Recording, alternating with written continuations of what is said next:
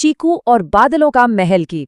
देखिए, ऊपर से देखने पर यह भले ही एक छोटी सी फैंटेसी कहानी लगे, लेकिन इसके अंदर खुशियों को लेकर एक बहुत ही गहरा और खूबसूरत मैसेज छिपा है। तो चलिए, बिना कोई टाइम वेस्ट किए इस शानदार सफर की शुरुआत करते हैं। अब जरा इमेजिन कीजिए, एक छोटा सा शहर है और वहां हमारा चीकू रहता है। चीकू को ना आसमान निहारना और नई नई अनदेखी जगहों के सपने देखना बहुत पसंद है। एक दिन जब वो अपनी छत पर शांति से बैठा आसमान देख रहा होता है, तो अचानक उसे एक ऐसा बादल दिखता है जो बाकी सबसे बिल्कुल अलग है। एकदम चमकता हुआ सुनहरा बादल जो आसमान से धीरे धीरे नीचे आ रहा है। मतलब सोचिए वो नज़ारा अपने आप में कितना मैजिकल होगा। ठीक है, तो चलिए इसमें गहराई से उतरते हैं। जैसे ही वो चमचमाता बादल नीचे आता है, पता है वो क्या कहता है? हेलो चीकू, मैं बादलू हूँ, क्या तुम मेरे महल में चलोगे? अरे वाह, ये सुनते ही चीकू भी खुशी से उछल पड़ता है।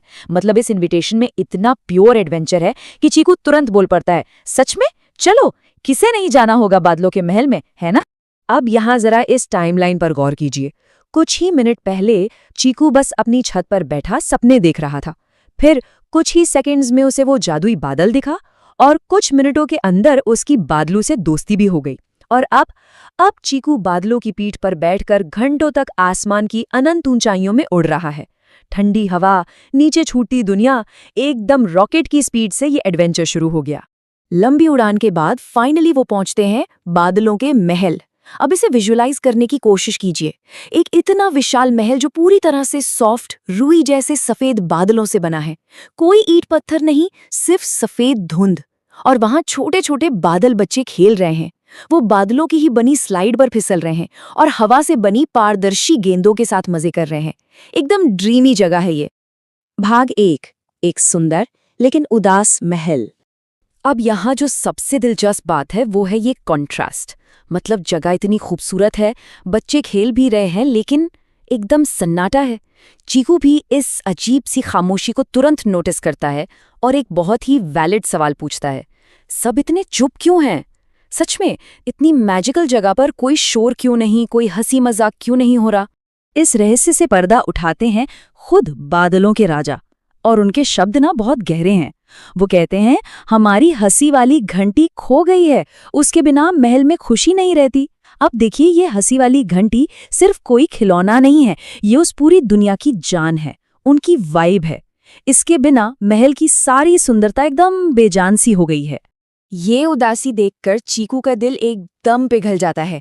वो बिना एक सेकंड सोचे तुरंत कहता है, मैं ढूंढने में मदद करूंगा। ये है चीकू की खासियत। वो वहां का रहने वाला नहीं है, बस एक मेहमान है, फिर भी वो उनकी प्रॉब्लम को अपनी प्रॉब्लम समझता है। और बस यहीं से शुरू होती है हमारी असली खोज। चीकू पूरे जोश में महल का कोना कोना छान मारता है, बड़े कमरों से लेकर उन फिसल पट्टियों के नीचे तक, हर जगह। और थोड़ा सस्पेंस के बाद फाइनली उससे वो जादुई घंटी एक बहुत ही छोटे से बादल के कमरे में मिल जाती है। लेकिन रुकिए, सवाल ये है कि वो घंटी वहां पहुंची कैसे? क्या किसी ने सच में उसे चुरा लिया था? और ये असल समस्या को बहुत ही शानदार तरीके से दर्शाता है। जब चीकू उस छोटे बादल से पूछता है तो वो बहुत ही मासूमियत से जवाब देता है, मैं अकेला था इसलिए घंटी अपने पास रख ली। मतलब उसने कोई चोरी नहीं की थी, ना ही उसके मन में कोई खोट था। वो बस अकेलापन महसूस कर रहा था और उसे लगा कि शायद इस खुशी की घंटी को अपने पास रखने से उसकी खुद की उदासी दूर हो जाएगी। तो सबसे अहम बात है चीकू का एक खूबसूरत जवाब। वो गुस्सा नहीं करता, ना ही उसे डांटता है। वो बस प्यार से मुस्कुराता है और कहता है, अगर तुम सबके साथ खेलोगे तो कभी अकेले नहीं रहोगे।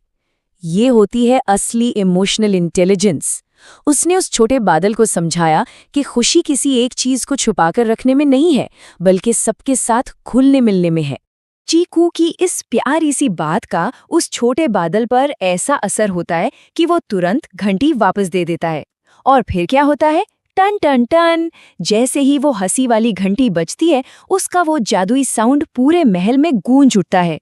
सारा सन्नाटा पल भर में गायब और जादू वापस आ जाता है। चलिए आगे बढ़ते हैं और देखते हैं कि ये बदलाव कैसे आता है। एक तरफ देखिए बिना घंटी वाला महल, जहां सिर्फ उदासी और एक भारी खामोशी थी, और दूसरी तरफ घंटी बजने के बाद का नजारा। हर तरफ बच्चों की खिलखिलाहट, म्यूजिक और एक बहुत ही प्यारी सी सुनहरी रोशनी। बस एक छोटे से बादल के उस शेयरिंग के फैसले ने पूरे साम्राज्य की रंगत ही बदल दी। चीकू की इस समझदारी से बादलों के राजा इतने खुश होते हैं कि घर लौटते वक्त वो चीकू को एक बहुत ही प्यारा सा गिफ्ट देते हैं, एक छोटा सा बादल, ताकि जब भी चीकू को खुशी की जरूरत हो वो उसे देख सके।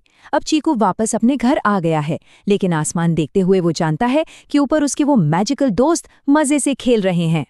भाग 2, साझा करने का जादू। तो इस पूरी कहानी से हमें क्या समझ आता है? यही कि खुशी या हैप्पीनेस कोई ऐसी चीज नहीं है जिसे आप तिजोरी में बंद करके रख सकें।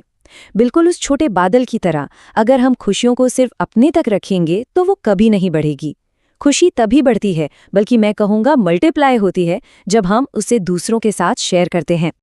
तो जाते जाते एक सवाल हम सबके लिए, हम अपनी रोजमर्रा की जिंदगी में अपनी खुशियों को कैसे शेयर कर सकते हैं? हम ऐसा क्या कर सकते हैं जिससे हमारी ये दुनिया भी उस बादलों के महल की तरह चहकती और रोशनी से भरी बन सके? सच बताऊं तो एक छोटी सी मुस्कान, किसी की मदद करना, यही तो हमारी हंसी वाली घंटी है।